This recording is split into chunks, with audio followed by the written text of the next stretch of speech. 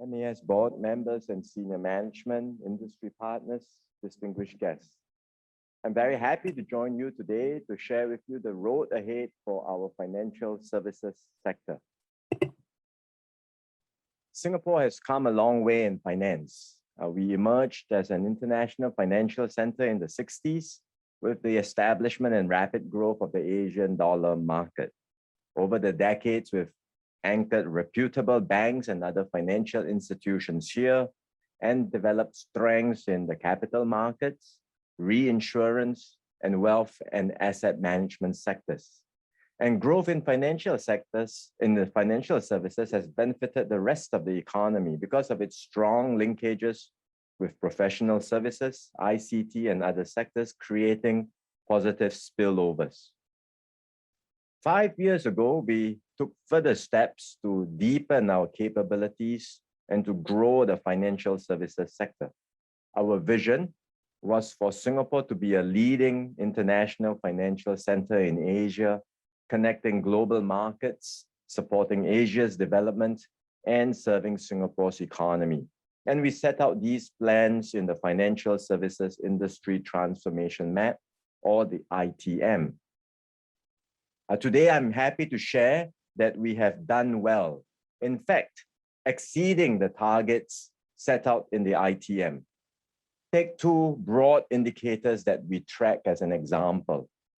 We aimed for real value added growth in the financial services sector to be more than 4% per annum over the period 2016 to 2020. In the end, we achieved an average growth of almost 6% per annum. We aim to create 3,000 net jobs each year.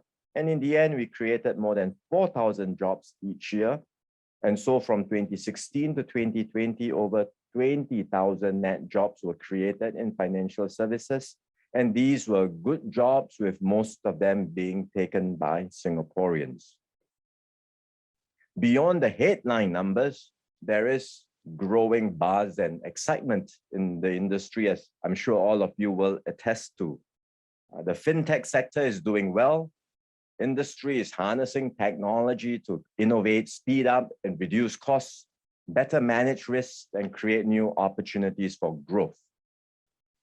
Ultimately, it is helping people improve how they manage their money, make payments, and transfer funds. And we are also working on cross-border pilots and connecting with partners overseas.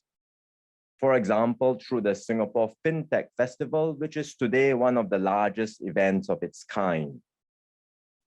And we are all benefiting from these changes. All of us personally. Just think of the last time when you had to write a check to make a payment or to transfer funds.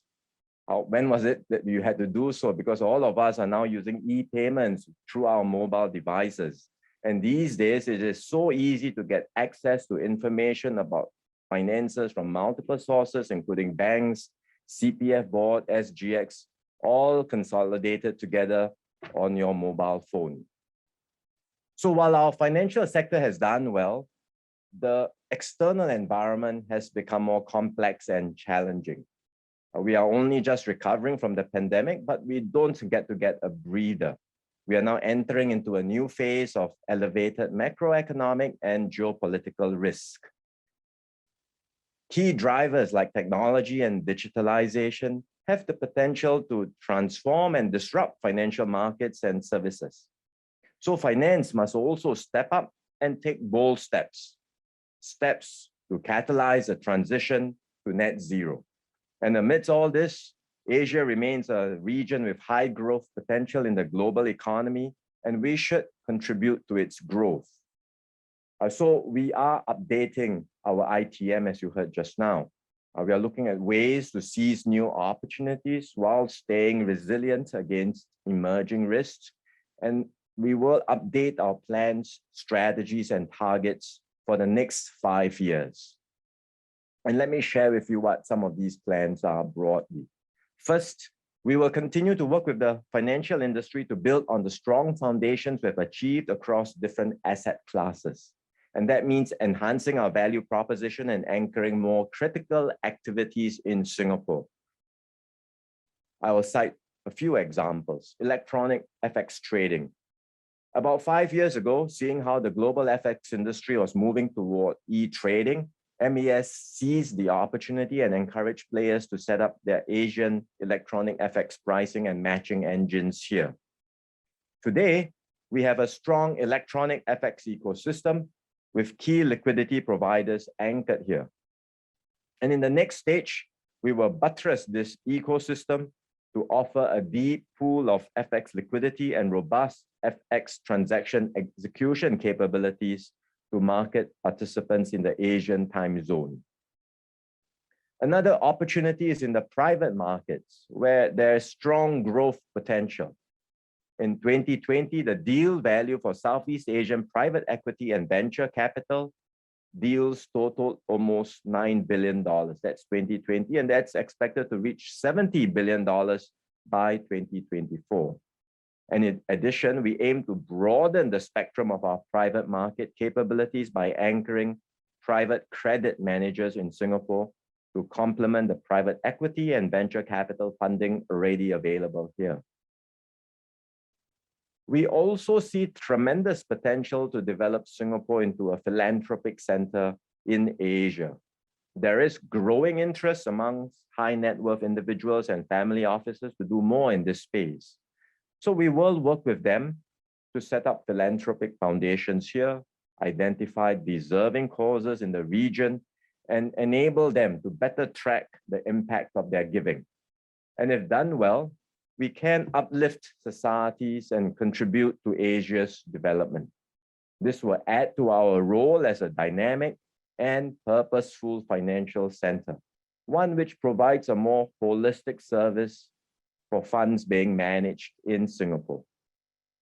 I've just shared some examples across different asset classes, but MAS will release more details of strategies for each asset class, particularly for FX, insurance, funds, philanthropy, private markets, and fintech. So that's our first broad strategy. Second, we will accelerate our efforts to digitalize our financial infrastructure. I just spoke about electronic FX trading.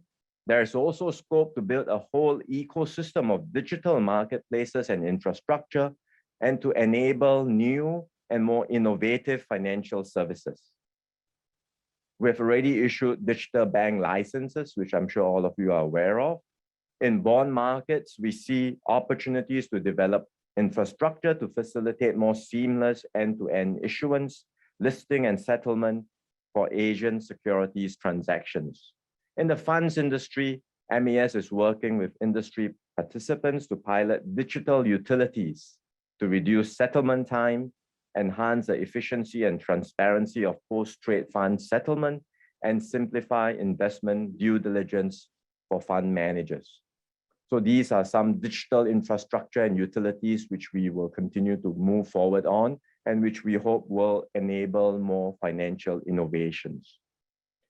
Third, we will do more to catalyze Singapore's and Asia's transition to a net zero carbon future. And we all know that Asia is a key battleground where the war against climate change is to be fought. Urgent action is needed, and the financial sector must do its part to mobilize capital through financing and investments that support the region's transition to net zero. And there are three key areas that we are focusing on. And these are the 3Ds of definitions, data, and disclosure.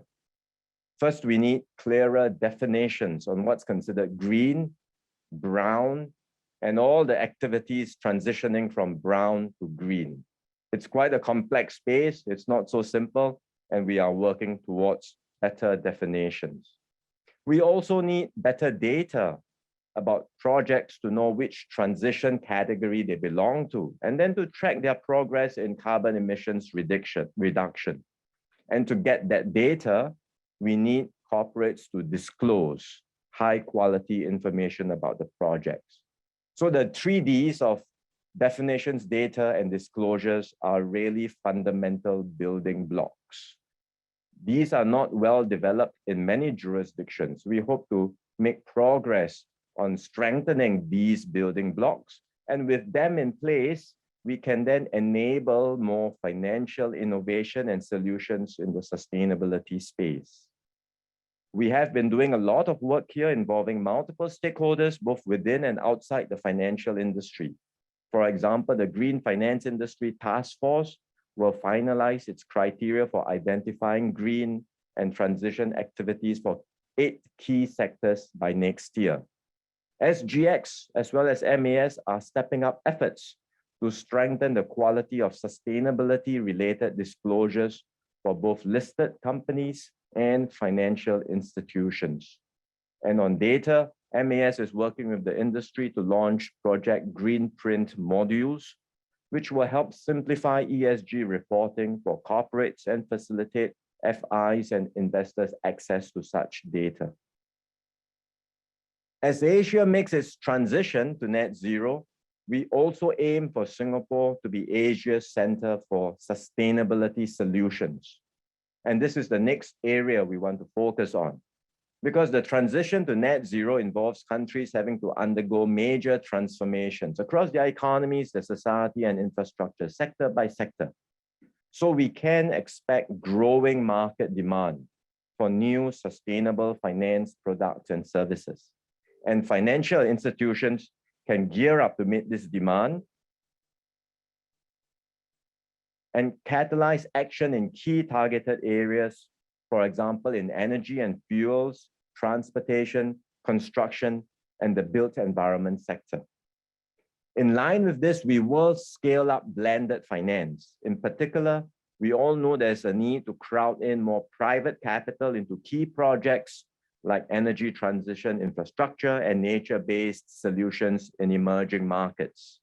So MAS is working with multilateral development banks, blended finance networks, and philanthropic organizations to explore solutions where concessionary or catalytic capital can help to reduce the risk for private sector players and make projects more bankable. To support all of these important sustainability initiatives, the Financial Sector Development Fund, administered by the MAS, will set aside $100 million in grant funding over the next 5 years. And that will be for capability building, green fintech, climate risk and reinsurance, and new financing solutions. That's our third area. Fourth, we will take proactive steps to shape the future of financial networks. It is too early to say what the future of finance is going to look like 10 years from now. But there is certainly tremendous potential for innovations like tokenization and distributed ledger technologies to reduce the reliance on central parties and intermediaries. So the future may well involve more flexible cross-border digital financial networks and decentralized liquidity pools enabling cheaper, faster, and more secure payments and transactions. In the near term, MAS has been pursuing new modes of cross-border payment linkages, which will better connect our businesses and people to key markets regionally and internationally. For example, we are establishing bilateral real-time cross-border payment linkages with key regional partners. We've started with Thailand, that was launched in April last year, and we are continuing with India and Malaysia in the coming months. MAS will also look at developing a proof of concept for multilateral real-time cross-border payment linkages with ASEAN. MAS is also involved in a range of innovations that may bear fruit over the longer term. For example, we are exploring the potential of distributed ledger technology in promising use cases, particularly in cross-border payment and settlement, trade finance, and pre- and post-trade capital market activities. We are working with the industry on projects to explore the potential of tokenized real economy and financial assets. And we are pursuing digital currency connectivity and initiating projects using wholesale central bank digital currencies for cross-border payments and settlements. At the same time, MAS will evolve its regulatory approach to safeguard against new risks that may emerge from digital asset activities. These include money laundering risk, technology and cyber-related risk, safeguarding against harm to retail investors, upholding the promise of stability in stable coins, and mitigating potential financial stability risk.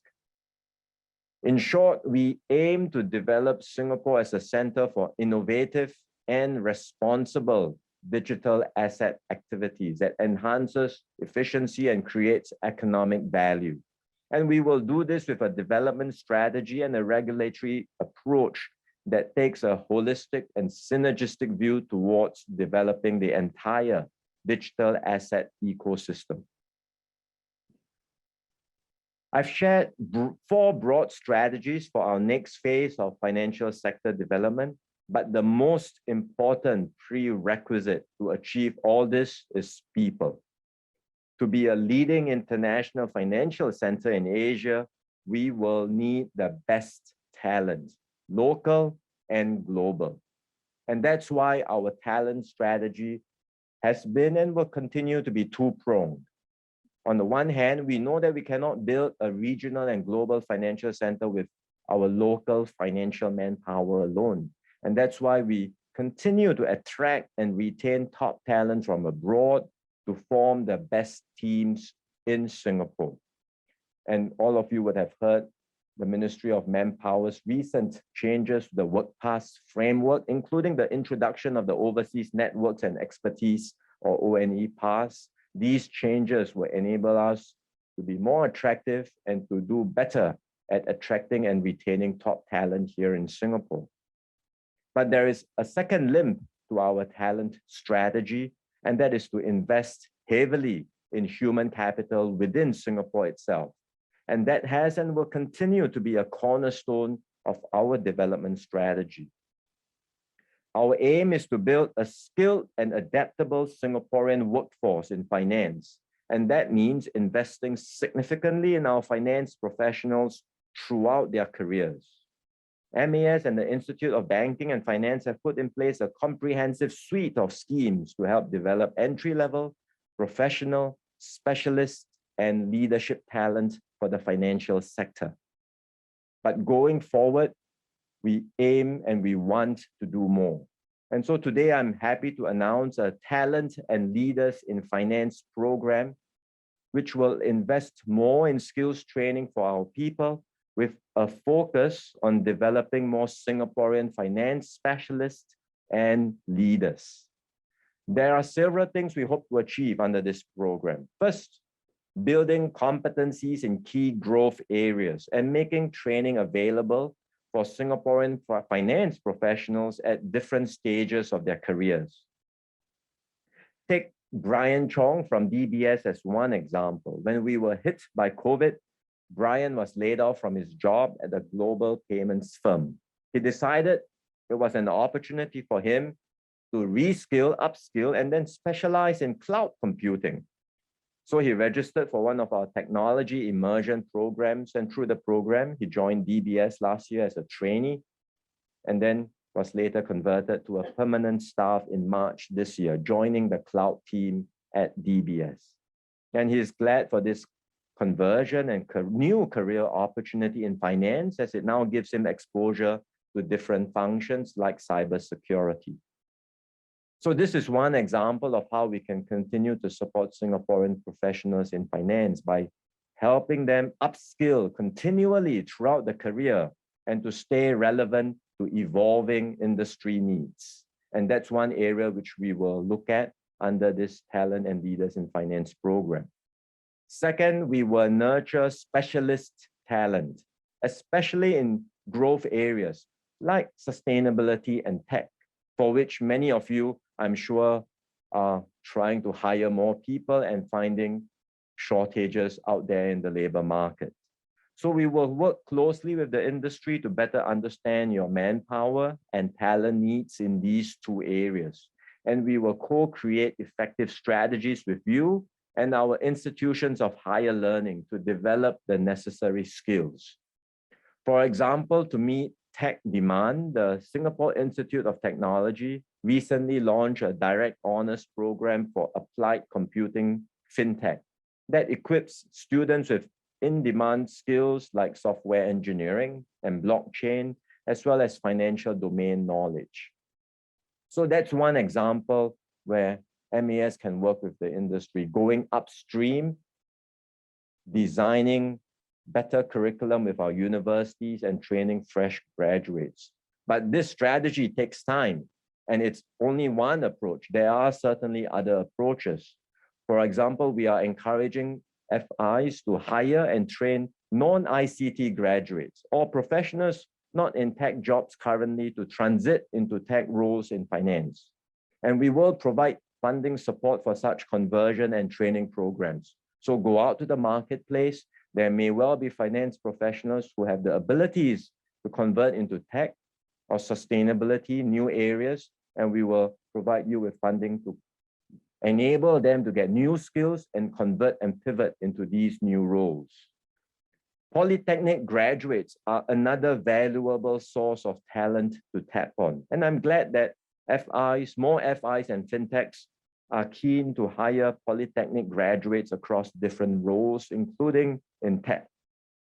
For instance, OCBC Bank has curated an internship program for polytechnic students to gain exposure to tech roles such as data visualization and machine learning. And the bank has found many of them suitable for full-time employment after their internship.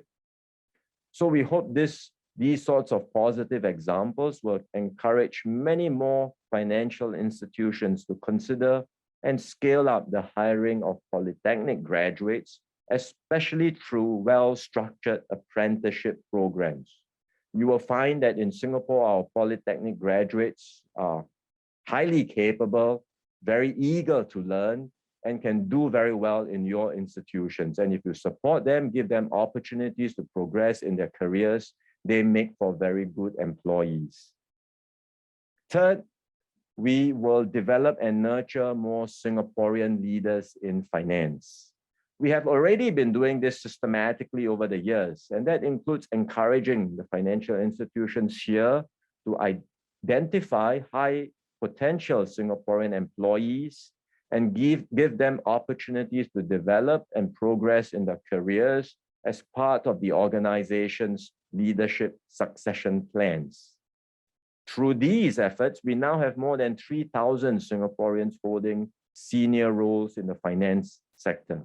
That is a substantial increase of more than 80% compared to 2016. For example, the CEOs of JP Morgan, AIA, Fullerton Fund Management in Singapore, as well as the panelists for the panel discussion later, as well as many of you here today are all Singaporeans. And we also have many Singaporeans holding regional positions overseas. So not just holding leadership positions here, but in your respective organizations holding leadership positions based overseas. We will do more to develop Singaporean leaders in finance. And we will do so by engaging the financial institutions on the expertise and skills that Singaporeans need to develop and succeed as leaders. We will provide more opportunities for potential Singaporean leaders, for example, through overseas postings, international exposure, and training. And we will develop a stronger network of Singaporean leaders in finance, including mentoring for the younger ones, so that we can continue to support one another. In the end, of course, the financial institutions will have to select and appoint their future leaders by merit. And there is often, as all of you are aware, intense global competition for these top jobs. And so be it. But we will do everything we can to give Singaporeans that extra advantage by investing heavily in their capabilities and skills. And we hope that Singaporeans in turn will take up these opportunities, work hard, and thrive and succeed in their respective organizations. So from 2021 to 2025, the Financial Sector Development Fund will channel an estimated $400 million to support this talent and leaders in finance program. This will help nurture more Singaporean specialists and leaders in finance and ensure that Singaporeans are able to take up good jobs that the financial sector will continue to generate in the years to come.